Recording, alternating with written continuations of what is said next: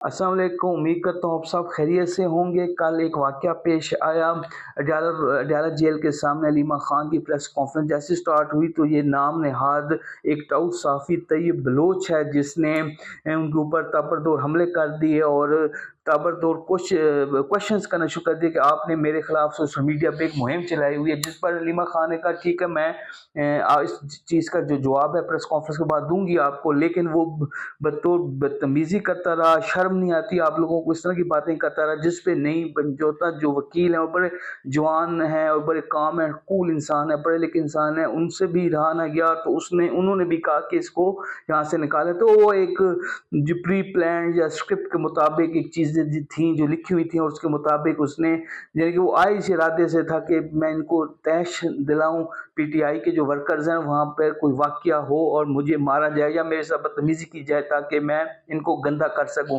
Basically एक मुहिम चल पड़ी है। अलीमा खान या उनकी जो बहनें हैं जो कि पीछे नहीं हट रही, जो कंप्रोमाइज़ नहीं हो रही, उनके खिलाफ एक उनके साथ बदतमीजी करने की और एक बहुत बड़ी जो एक मुहिम है उनके खिलाफ वो चल पड़ी है और अंडे मारने से लेके और इस तरह की जो चीज़ें वो आ रही है। ये तैयब बलोच वही साफ़ी है जिसने इमरान खान से भी सवाल किया था, उससे भी बदतमीजी की थी। इमरान खान को कहा था कि आपको शर्म नहीं आती। इमरान खान ने कहा था किस चीज़ की शर्म, तो उसने कहा था बहुत ढीठ इंसान है।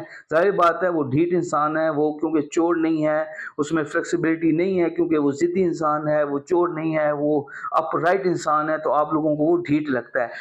तैयब बलोच के बारे में मैं आपको बता दूं कि ये जो थिंकिंग है इसकी या इसका जो नज़रिया है या इसका जो झुकाव है या ये जिसका बंदा है ये ज़दारी का बंदा है। बेसिकली ये पीपल्स पार्टी का जियाला साफ़ी है। ये पहले पब्लिक टीवी पे था। पब्लिक टीवी का भी आपको पता है कि उसके जो तोरे बोरे जो मिलते हैं वो किसके साथ मिलते हैं। फिर पब्लिक टीवी से जो अभी ये वर्किंग कर रहा था ये बोल्ड टीवी चैनल के साथ कर रहा था और इसकी सुप्रीम कोर्ट की बीट है, हाई कोर्ट और सुप्रीम कोर्ट की बीट है, इसकी अडयाला रोड की बीट ही नहीं है। तो ये स्पेशल जो टास्क दिया गया है इसको अलीमा खान को गंदा करने के लिए, पीटीआई की जो हुक्मरान हैं उनके साथ बदतमीजी करने का एक टास्क दिया गया है। इनसे मैं पूछना चाहूँगा तैयब बलोच साहब से और वो सहाफ़ी जो कल रात से एक तूफ़ान बदतमीजी उन्होंने किया हुआ है स्क्रीनों के ऊपर बैठ के। वदन अफजल भट्ट जो PFUJ के सदर हैं और प्रेस क्लब के सदर भी रह चुके हैं, बहुत नाम नहाद एक बहुत बड़े सहाफ़ी हैं, वो भी कह रहे थे कि अलीमा खान को या इनको जो पीटीआई वाले इनको माफ़ी मांगनी चाहिए, लेकिन वो इसकी बैकग्राउंड में इसकी जो हकीकत है, जिसकी जो सच्चाई है उसकी तरफ वो नहीं जा रहे। तैयब बलोच जो है वो बिलावल भुट्टो का राइट हैंड है, बिलावल भुट्टो का साफ़ी है, बिलावल भुट्टो के पैसों पे वो चल रहा है, वो पीपल्स पार्टी का एक जियाला है। मैं इनसे ये पूछूंगा कि आप लोगों को कभी आपने ज़रदारी से तो नहीं पूछा कि आप इस हाइब्रिड निज़ाम का हिस्सा बने हुए हैं, आपको शर्म नहीं आती? आपने कभी नवाज शरीफ से तो नहीं पूछा कि आपको शर्म नहीं आती? आपने तो वोट को इज्जत देनी थी और आप इस हाइब्रिड निज़ाम का हिस्सा बन गए। आप उस किरदार में शामिल थे जब इमरान खान की हुकूमत कराई गई, जमहूरियत को डिटेल किया गया। तो इन लोगों से तो कोई सवाल नहीं पूछता, सिर्फ पीटीआई को निशाना बनाया जा रहा है, ख़ास तौर पर अलीमा खान को निशाना बनाया जा रहा है। और जो ये है ये चीज़ें रुकेंगी नहीं, आगे भी चलेगी। मुकदमा भी जो है वो दर्ज हो गया है अलीमा खान के खिलाफ और नईम जो वकील है नईम हैदर उनके खिलाफ।